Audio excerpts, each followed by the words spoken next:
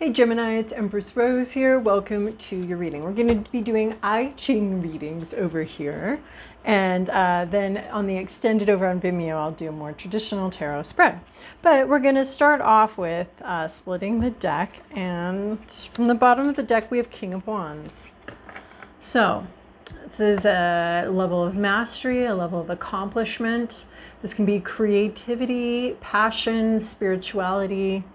The King of Wands is concerned for others' welfare.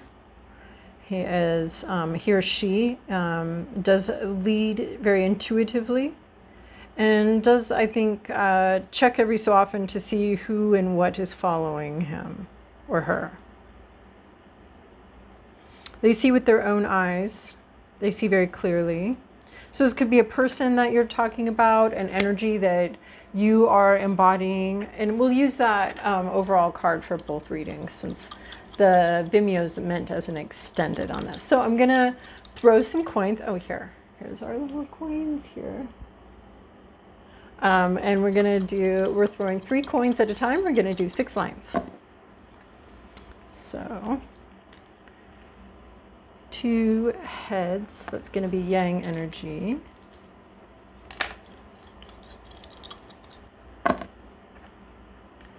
2 heads, more yang energy. Yang. 2 heads, more yang energy. So our lower hexagram is going to be our lower trigram is going to be hexagram number 1. Heaven. Oh my gosh, 2 heads again. That's 2 heads in a row.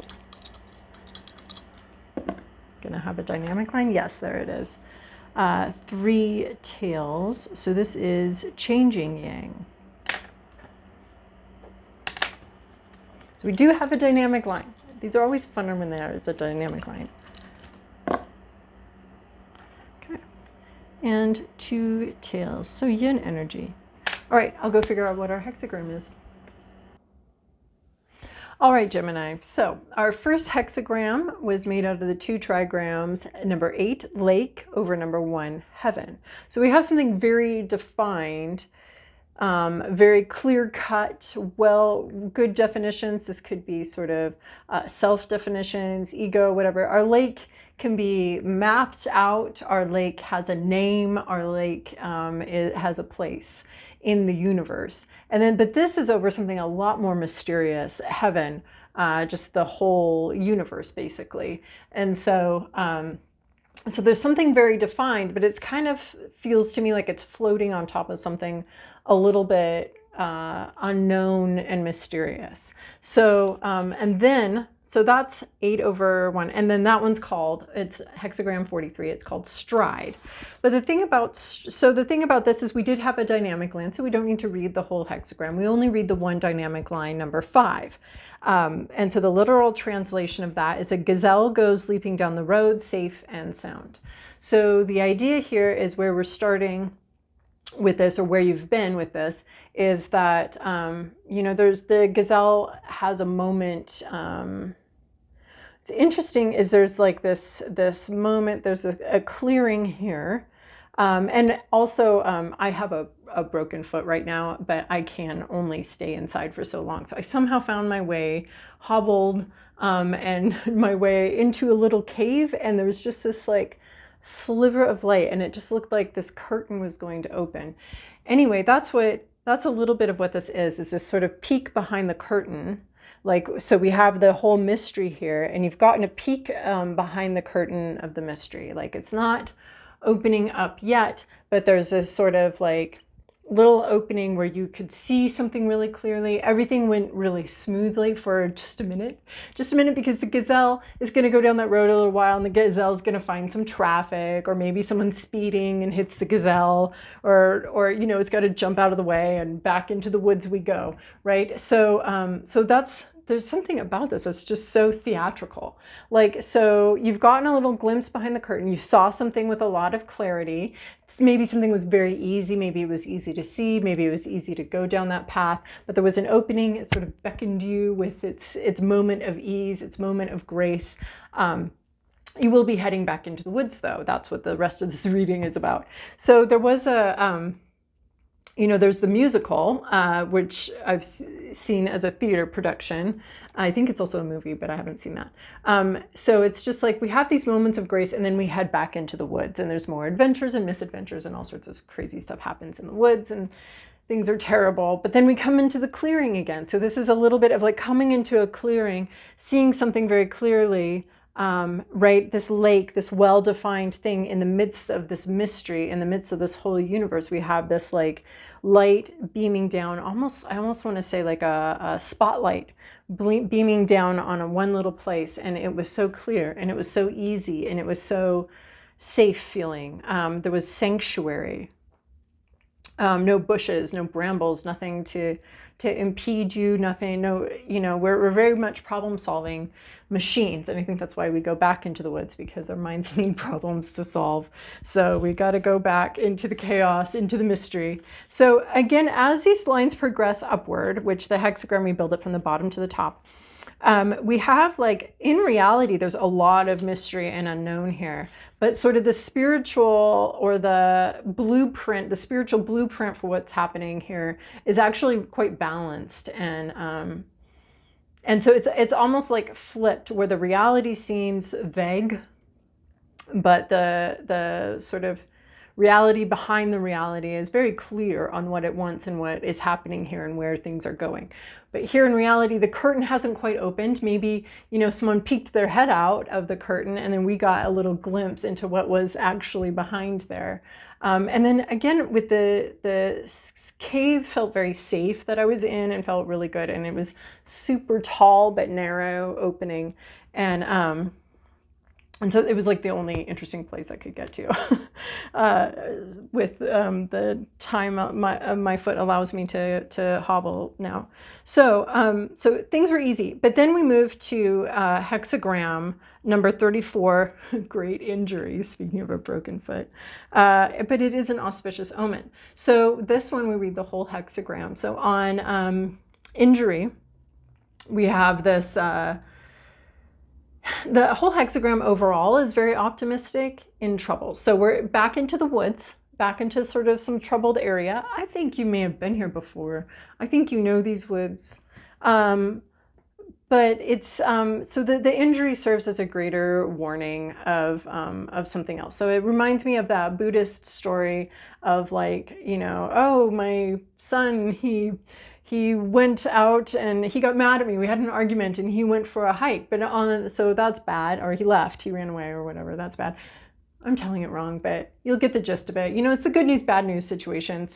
But then he found some wild horses and he brought one back. So that's the good news. But then he was trying to train it and he broke his arm, and that's the bad news. But then the army came through and was looking for recruits, and they didn't look at him because he had his broken arm. So that's the good news, right? So a lot of this is like, something unlucky may have happened, and we're never quite sure what the good news is and what the bad news is, which is like what I thought in retrospect after I turned the camera off after your last reading was, that's what that message is. So I'm fascinated to hear it come out of my mouth right here, and to have sort of this great injury, auspicious omen, right? So these two things together, great injury and auspicious omen, what's that? These things seem to be opposed to each other, but it's because the injury acts as a warning, or there's some sort of warning here. And I think you know what to do with this warning. I think you've been here. That's why I have the feeling that you've been here before. You've been in these woods before, and you understand that this little injury or this little setback is a quick warning for you of like, oh, actually, I know not to go down that path. It would be like a red flag. Like if you've had a couple disastrous relationships and then you see that red flag showing up in this one, you're like, whoa, nope, I've already been down this path. That red flag is, for me, that's a giant red flag, not like a warning flag, but so it could be having to do with many different aspects of your life. Of course, this is a general reading, and we're taking what works and leaving what doesn't, and you're using your intuition. I'm using mine over here, and we're working together just to get some ideas. And the I-ching isn't so much predictive as it is, it's the same way that I use the tarot as far as like self-exploration and opening up an opening of perspective. So, but it's the great injury is optimistic overall. It's like, well, you know, you're waylaid by a broken foot. That means you didn't get COVID at work because all the rest of your coworkers got it. So but you were at home with your foot in the air. So, so that could be like a little bit of what this small injury right now, or this small the situation right now is letting you know there actually is a bigger injury. It's like seeing a bear cub in the woods. You know the mama bear's nearby. So the advice from this hexagram is the danger is real, right? It's not like you don't have a broken foot or toe or whatever, and it's not like you don't have that, or it's not like that's not a real bear cub. It's that it indicates something else that you do want to avoid. So preventative action is going to work. It's a hexagram of flexibility, resilience, and perseverance. So I think it is a little bit of a redirect, an adjustment card, where you don't want to keep going this way, or there's something here to be careful of, and you definitely need to be careful of it. But you might decide to proceed, but just take precautions. You might decide to proceed to continue on towards your destination, but take a different route. And you may, you know, because if we're not on the road anymore, we're off in the woods now. So, and there is like, you know, maybe you got stung by something or something, and it's just letting you know, adjust, because you are a little bit in the woods here. So we're going to adjust. Okay. And then that card flipped over as I picked up this deck. We're going to pull some other cards here. So emotions are running high, supermoon. So something's really close, something's really obvious. This could be part of like that glimpse you got, you know, backstage. Just through these cards. That glimpse you got backstage to something, the opening of the curtain. So let's see here. And then we have new romantic cycle begins, new moon in Libra. So this may not be romantic. This may be just meeting someone, right? We have the new moon aspect here. So we don't necessarily know where this is going or what's happening here. But you may have just met someone, and that also like can be sort of that glimpse behind the curtain. Like you don't necessarily know this whole person or know how this whole story is going to unfold, but you've gotten a little glimpse of something. So this is very positive for relationships, a relationship that you're already in, a new portion of a relationship that you're already in, or a new segment of that relationship, or even just a new relationship. And it doesn't have to be romantic. It can just be a friendship or something like that. So there can also talk about compromise. But I really feel like there's something, you've glimpsed something. You've got this little sliver of information, this curtain opening idea. You've peeped behind the curtain and you've gotten a little, so I don't think it's a brand new, I think you've already gotten a glimpse of this person or a glimpse of this relationship, but it's hit a little bit of a rough patch, but that rough patch is overall for the benefit of everything. You are good enough, full moon in Virgo. Don't be too picky. You're worth the work. So not feeling insecure about something, maybe you don't, it's possible you don't feel up to, I don't know, up to snuff, or this is just here to remind you, you are good enough. You are worthy of healthy relationships.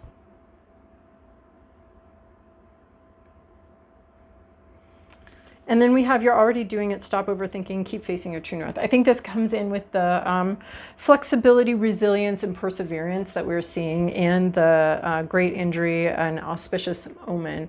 It just seems like they seem to be going different directions, the great injury and auspicious omen, but the great injury is actually really important. And it's really part of this. And we're still going in the same direction. You're headed, this isn't something, I like this, stop overthinking. Keep facing your true north. You're already, I think, like I was saying, like, I think you already know this person. And you may be just feeling out of sorts or insecure or somehow not having what you need or not being what's needed. You don't feel like you may not feel like you have anything to offer. But this is like a continue to be resilient. There has been a little bit of a glitch, a little bit of an injury, a little bit of something. But yeah, you're already on some kind of path here.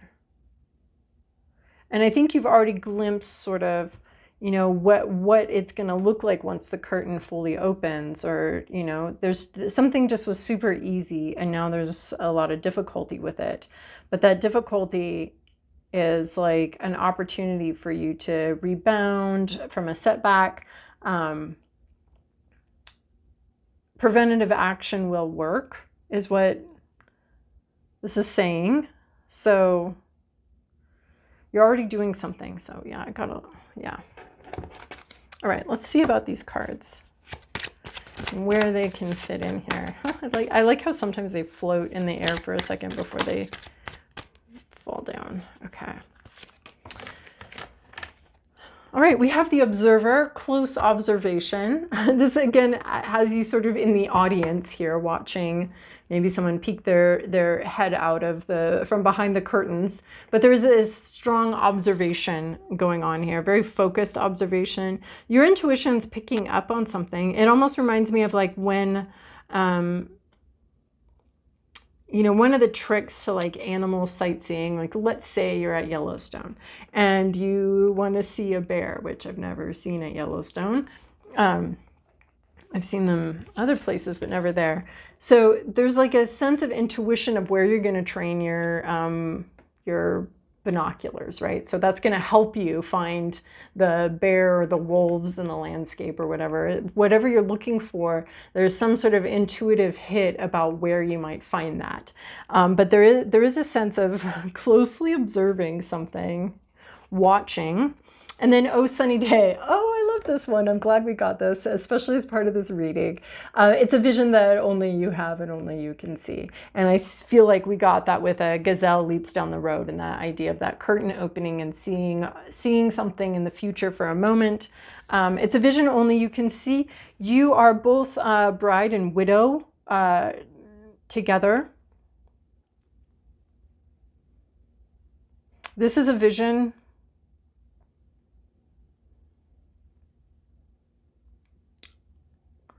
There's a lot of happiness here. It is tinged with some grief, right? We do have this great injury. And I think that we're seeing that loss or that grief in the sense that we have a widow here. So there's been some sort of hurt or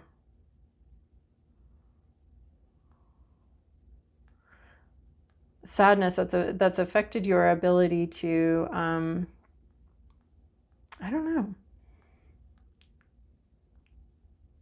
But right now it's just a vision, right? Oh, look at this. You are just seeing something. You're seeing something very clearly. And I think look, you're like the only one seeing this. You have this vision, a very clear vision, and it's very much pulled your focus. This just has you very focused on something, watching something, seeing something.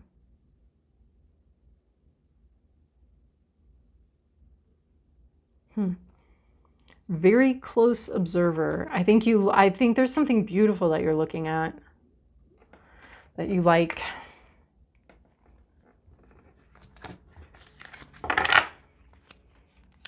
You got that glimpse, a narrow passage of light.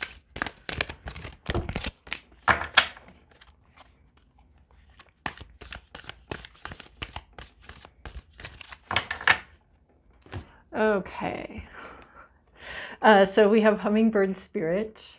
Be here now. I think you are, well, this vision for the future could be pulling your focus a little bit. You're very, right, keep facing your true north.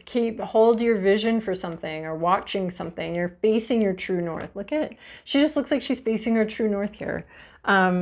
You're facing your guidance system. Keep listening to your guidance system, your guides. But this is something that you've already seen. You've already seen this. You already know. You already have an idea. You've already gotten a glimpse. But there is difficulty now. So being here now, that is the easiest way through difficulty. Well, not the easiest. Long term, it's healthiest. I think there's a sense here of like moving forward. I mean, it's saying you're good enough. So the forward movement, you may just be happier to observe. And if that's where you're at, that's where you're at. And then we have toadstools growth, which I really love, because we have this growth right here. We have the toadstool right here. But growth, the toadstool talks about like quick growth. Like when it's time to move. And then we have Bluebird Spirit and happiness. So I think right now you have gotten a glimpse, you have the vision, there's some difficulty, but I think where you're headed, there could be some happiness and sudden growth and sudden movement. Because right now you're facing something. You know how you feel about it. You know how you think about it. It seems very obvious to you. Okay, and then we'll pull a little prayer here. All right, Gemini, sassy skunk. Effectiveness, passivity, prudence. Oh, I like that, because we were talking about like flexibility. It to me has a lot to do with effectiveness, like taking the most effective route, like to, you know, rather than plowing through something. So that flexibility. And then carefree critter of the woods, grab the attention of all those around. All right. This seems the opposite of the observer mode, but okay. All right, King of Wands, or whoever you are dealing with this. Hope this was helpful. And if you want to join me over on Vimeo, I'm going to pull more cards about this King of Wands story, this creative, spiritual, or sexual mastery story over on Vimeo. So if you want, you can join me over there. If not, we'll chat again later.